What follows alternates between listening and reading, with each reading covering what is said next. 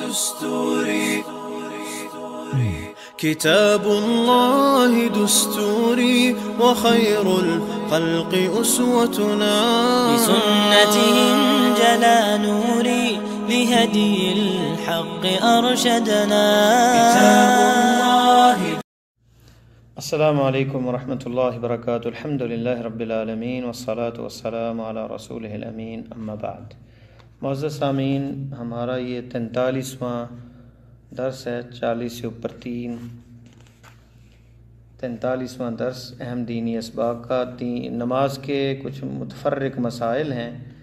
آج کی ہماری نشست میں بھی کچھ مسائل ہیں. ان میں سیر فہرست پہلا مسئلہ جو ہے سجدہ سہو کا ہے. سجدہ سہو ہر نماز، کوئی بھی نماز جس میں کمی آ جائے اور وہ کمی بعد میں بتایا جائے، تو جیسے ذوالیدین کی حدیث میں آتا ہے کہ آپ صلی اللہ علیہ وسلم نے 2 رکعت پڑھ کے سلام پھیر دیا، اور پھر جب آپ کو بتایا گیا کہ آپ بھول گئے ہیں یا نماز کم ہو گئی ہے، تو آپ نے کہا نہ میں بھولا ہوں نہ نماز کم ہوئی ہے. تو پھر بتایا گیا اور پھر آپ نے 2 رکعت مزید پڑھ کے جو ہے سجدہ سہو کیا. تو بھولنے پہ یا زیادتی ہو جائے تب بھی، یا شک ہو، متردد ہو، تب بھی جو ہے سجدہ سہو. سجدہ سہو نماز سلام پھیرنے سے پہلے بھی ثابت ہے اور سلام پھیرنے کے بعد بھی. جیسے کہ ابن مسعود رضی اللہ تعالیٰ عنہ کی ایک حدیث ہے کہ صلی الظہر خمسا، آپ نے 5 رکعت ظہر پڑھ دی. تو آپ صلی اللہ علیہ وسلم نے نماز ظہر کی بھول کر 5 رکعت پڑھ لیں، لیکن جب اس کا علم ہوا تو آپ نے سجدے کر لیے آخر میں. اور اسی طرح شک ہو، فرمایا اذا شک احدکم فلیطرح الشک ولیبنی علی ما استیقن ثم لیسجد سجدتین. جب تم میں سے کسی کو نماز میں شک ہو جائے تو شک کو نظر انداز کر کے جس پر یقین ہو اس پر نماز کی بنیاد رکھے، پھر تو سجدے کر لے. اور یہ صحیح مسلم میں حدیث ہے.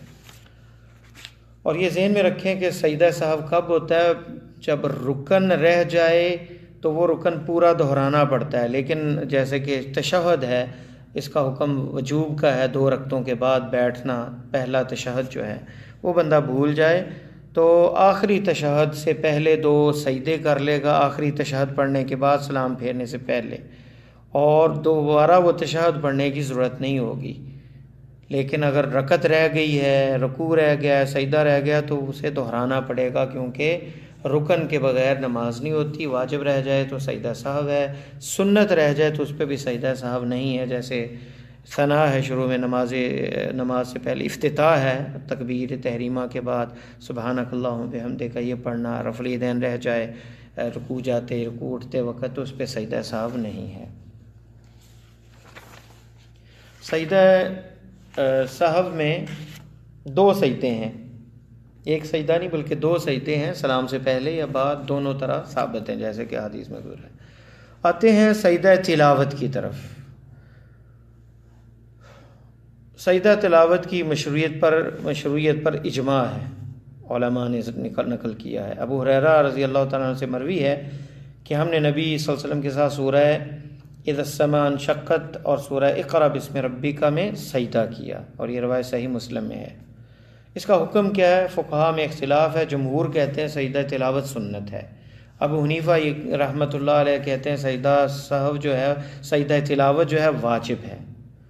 ان کی دلیل یہ حدیث موقوف ہے، السجدۃ علی من سمعها وعلی من تلاها. اس پہ بھی سجدہ جو سنے اور جو تلاوت کر رہا ہے، دونوں پہ. جو وجوب کے قائل نہیں اور کہتے ہیں کہ سنت ہے، مسنون ہے، ان کی دلیل زید بن ثابت رضی اللہ تعالی عنہ سے مروی کہتے ہیں کہ قرأت علی النبی صلی اللہ علیہ وسلم والنجم فلم یسجد فیہا. میں نے سورہ نجم پڑھی اللہ کے نبی صلی اللہ علیہ وسلم پر اور آپ نے سجدہ نہیں کیا. اور یہ روایت جو ہے بخاری کے اندر ہے. باب من قرأ سجدہ ولم یسجد، اور صحیح مسلم اور ابو داؤد اور ترمذی میں ہے. تو یہ ایک صارف ہے، دلیل ہے کہ اس میں سجدہ نہیں کیا، تو لہذا جو امر ہے آپ کا وہ استحباب کی طرف صرف کیا جائے گا، یعنی مستحب ہے اور مسنون ہے. واجب اگر ہم کہیں گے تو جو نہیں کرے گا تو گناہ گار ہوگا. حضرت عمر رضی اللہ تعالیٰ عنہ سے مروی ہے انہ قرأ علی المنبر یوم الجمعۃ سورۃ النحل حتی جاء السجدہ فنزل وسجد الناس حتی اذا كانت الجمعۃ القابلہ قرأ بها حتی اذا جاء السجدہ قال ایها الناس انا لم نؤمر بالسجود فمن سجد فقد اصاب ومن لم يسجد فلا اثم علیہ.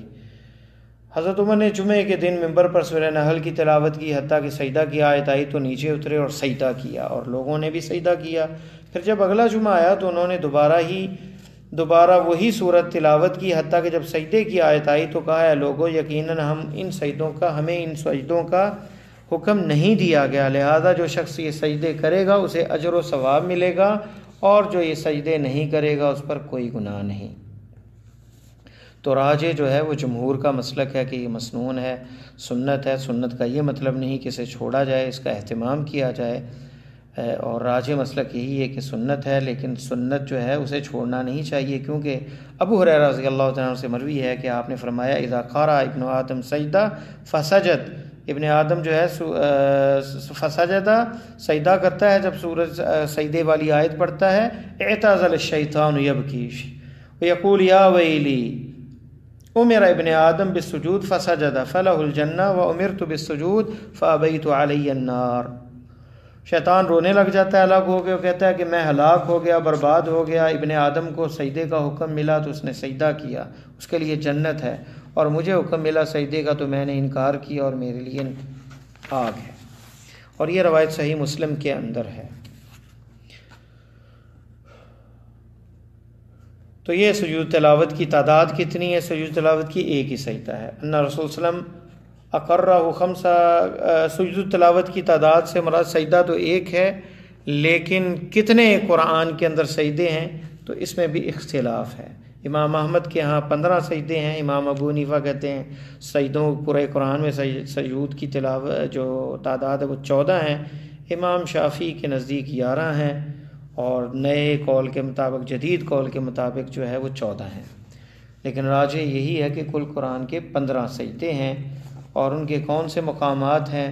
سورہ نحل کی، سورہ خاتمہ سورہ اعراف 206 نمبر آیت، اور بالغدو والآصال سورہ رعد 15 نمبر، اور اسی طرح سورہ نحل 50 نمبر آیت، وَيَفْعَلُونَ مَا يُؤْمَرُونَ وَيَزِيدُهُمْ خُشُوعًا سورہ اسراء 109 نمبر، خروا سجدا وبکیا سورہ مریم 58 ہے آیت نمبر، سورہ حج میں ان اللہ یفعل ما یشاء سورہ فرقان، وزادہم نفورا، رب العرش العظیم سورہ نمل، اور اسی طرح وہم لا یستکبرون سورہ سجدہ آیت نمبر 15 ہے، وخر راکعا واناب سورہ صاد آیت نمبر 24 ہے، وہم لا یسأمون حامیم سجدہ آیت نمبر 38 ہے، خاتمہ سورہ نجم آیت نمبر 19 ہے، سورہ حج اس میں مختلف ہی ہے کہ سجدہ جو ہے اس کا 77 نمبر آیت، اس میں بعض میں اختلاف کیا ہے، لیکن راجح یہی ہے کہ یہ 15 سجدے جو ہیں یہ ثابت ہیں۔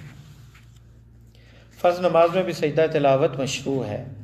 ابو ہریرہ سے مروی یہ حدیث جو ہے جس میں ہے نبی صلی اللہ علیہ وسلم سجد فی الصلاۃ لما قرأ اذا السماء انشقت، نبی صلی اللہ علیہ وسلم نے نماز میں اس وقت سجدہ تلاوت کیا جب آپ نے اذا السماء انشقت کی تلاوت فرمائی، جیسا کہ سیل الجرار میں ہے۔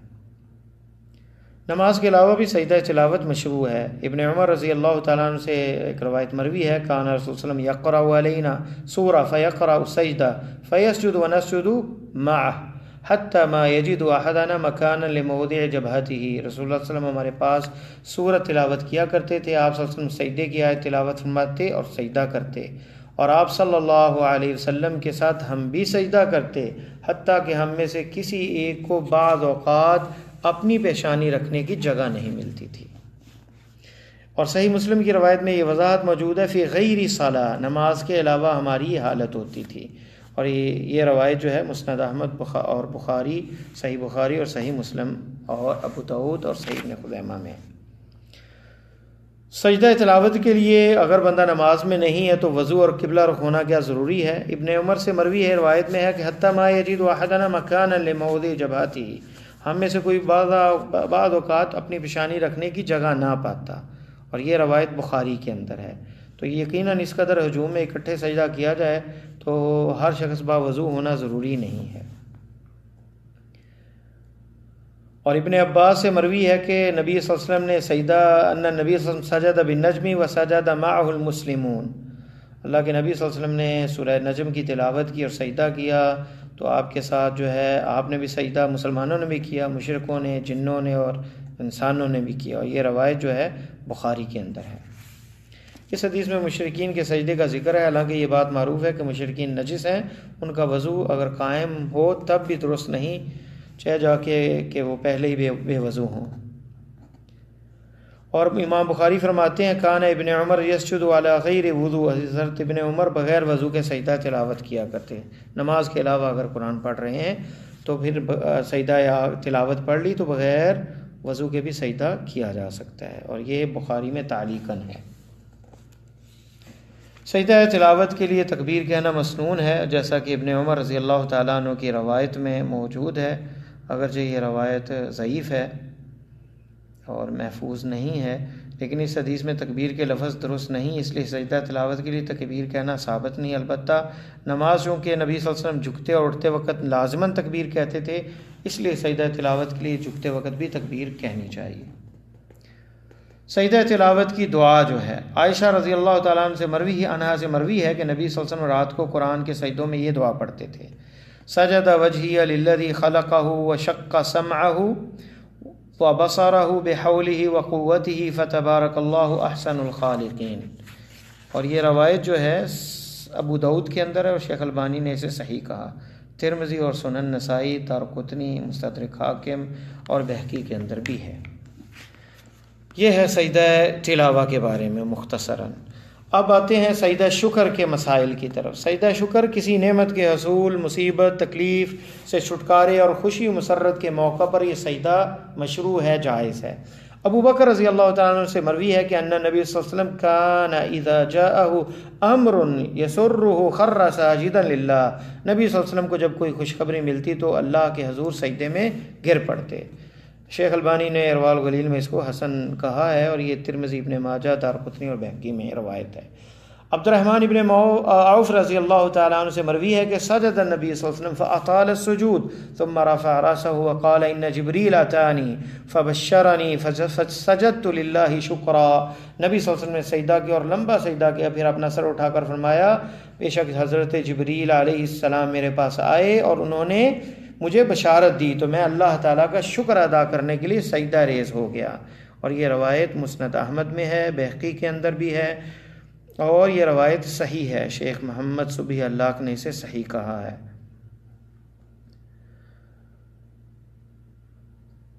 براء ابن عازب کی روایت میں ہے کہ حضرت علی کو یمن کی طرف روانہ فرمایا، راوی نے حدیث بیان کرتے ہوئے کہا فَكَتَبَ عَلَيَّ بِإِسْلَامِهِمْ فلما قرأ رسول اللہ علیہ وسلم کتاب خر ساجدا شکرا للہ علی ذلك، حضرت علی نے اہل یمن کے قبول اسلام کی اطلاع آپ کو بھیجی۔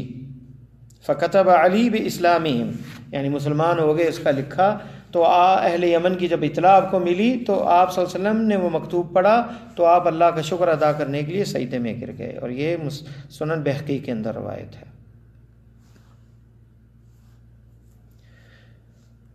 امام احمد اور شافعی کہتے ہیں سجدہ شکر مشروع ہے، امام مالک اور ابو حنیفہ یہ سجدہ نہ مستحب ہے نہ مکروہ ہے، یعنی جائز ہے۔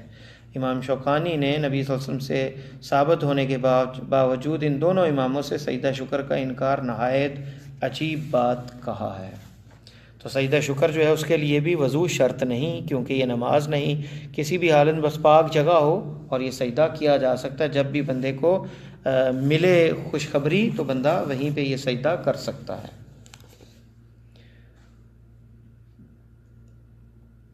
فوت شدہ نمازوں کی قضا، اس میں اگرچہ اختلاف ہے لیکن راجح اور قوی بات یہی کہ ایسے شخص پر قضا واجب نہیں ہے اگر کسی عذر کی وجہ سے نہیں بلکہ جان بوجھ کر نماز چھوڑ دی جائے تو اللہ تعالیٰ کا قرض ادائیگی کا زیادہ مستحق ہے۔ اور اس میں اختلاف ہے کہ کیا قرض یہ قضا جو جان بوجھ کے چھوڑی اس کی بھی دی جائے گی یا نہیں دی جائے گی۔ عمدن تارک نماز اسلام سے خارج ہے اور ایسے شخص پر توبہ، استغفار اور نئے سرے سے اسلام میں شمولیت لازمی ہے، قضا نماز نہیں۔ جابر رضی اللہ تعالیٰ سے مروی ہے کہ رسول اللہ صلی اللہ علیہ وسلم نے فرمایا بین الرجل و بین الکفر ترک الصلاۃ، مسلمان مرد اور کفر کے درمیان صرف نماز چھوڑنے کا ہی فرق ہے، اور یہ صحیح مسلم میں روایت ہے۔ تو بہرحال یہ مسئلہ گزر چکا ہے کہ نماز کا تارک جو ہے وہ کافر ہے یا نہیں، گناہ کبیرہ میں سے ہے، بعض نے اسے دین سے خارج کیا ہے کہ اسے توبہ کر کے کلمہ پڑھنا چاہیے، مسلمان ہونا چاہیے۔ لیکن ایک صحیح حدیث میں یہ الفاظ آتے ہیں کہ نبی علیہ السلام میں من نام عن الصلاۃ او نسیها فلیصلیها حین ذکرها، جو بندہ جو ہے سو گیا نماز سے یا بھول گیا فوراً پڑھے جب اسے یاد آ جائے۔ تو اصل یہی ہے اور ترتیب واجب ہے، اور جان بوجھ کے چھوڑنا تو ہے جو ہے وہ صحابہ سے اس ثابت نہیں کہ انہوں نے جان بوجھ کے نماز کو چھوڑا ہو بغیر عذر کے۔ ابن تیمیہ رحمہ اللہ کہتے ہیں جان بوجھ کر نماز چھوڑنے والے پر کوئی قضا نہیں، توبہ اور استغفار ہے۔ ابن حزم جو شخص عمدن نماز چھوڑے رکھے حتیٰ کہ اس کا وقت ختم ہو جائے تو وہ کبھی بھی اس کی قضا نہیں دے سکتا۔ جمہور کے نزدیک ایسے شخص پر قضا نماز واجب ہے، لیکن ان کے پاس اس کی کوئی واضح دلیل موجود نہیں ہے، اور فرمایا کہ یہ اللہ کا دین ہے، اللہ کا قرض ہے، اور اللہ کا قرض مستحق ہے کہ اسے ادا کیا جائے۔ امام شوکانی کہتے ہیں عمدن تارک نماز پر وجوب قضا کے لیے کوئی دلیل موجود نہیں، البتہ یہ حدیث کہ دین اللہ حق اس بات کا تقاضا کرتی ہے کہ نماز بھی انسان پر اللہ کا حق ہے، اس لیے وہ زیادہ حقدار ہے کہ اسے ادا کیا جائے۔ تو راجح یہی نظر آتا ہے کہ جان بوجھ کر نماز چھوڑنے والے پر قضائی واجب نہیں، کیونکہ حدیث کے الفاظ ہیں دین اللہ حق عام ہے اور یہ خاص واقعہ کے متعلق ہے، جبکہ عمدن تارک نماز کی قضائی خاص ہے، اور عبادات میں کسی بھی خاص عمل کے لیے خاص دلیل ہونا ضروری ہے۔ لیکن دین اللہ حق کو مد نظر رکھتے ہوئے کوئی شخص متروکہ نمازیں ادا کرتا ہے تو بہتر ہے، کیونکہ عبادت اجر و ثواب اور قرب الہی کا ذریعہ ہے، اور یہ ذہن میں رکھنا چاہیے کہ نماز کی جو کمیاں کوتاہیاں ہیں وہ نفلی نمازوں سے پوری کی جائیں گی، تو لہذا اسے کثرت سے سنتیں اور نفل ادا کرنے چاہیے۔